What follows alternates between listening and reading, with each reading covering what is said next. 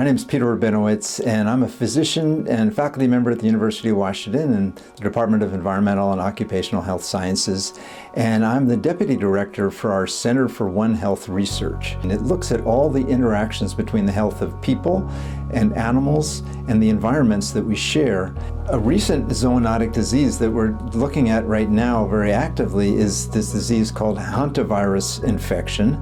And hantaviruses are these RNA viruses that live in animals. They jump from rodents usually to people when people are around the sort of dried feces or urine of the rodents, maybe cleaning out a shed that has a bunch of droppings in it.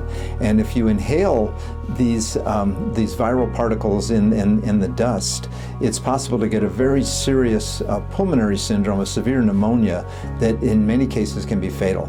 So it's a serious disease. It's rare. In Washington State, for instance, we only have a couple of cases a year, if that.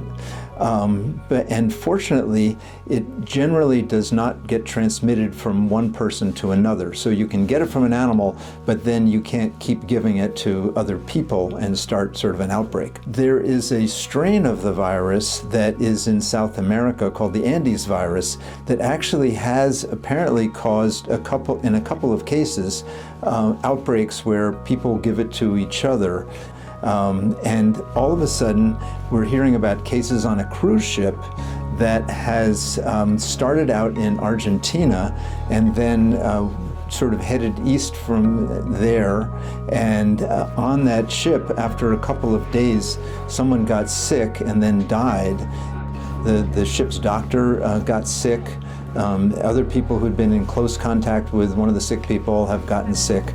And so this is how outbreaks start. It's a tragic story, but one that has a lot of lessons about how, when we're dealing with sort of unexplained diseases, like in this case before they had a diagnosis, how can we be more careful to take steps to prevent infections of other people from a potentially new emerging infectious disease. One of the great things about DOHS is that people look at the environmental factors, but then they also bring it into the workplace and talk about workers, because almost anything in the environment that potentially could be a health issue is often experienced at a higher level of exposure by workers.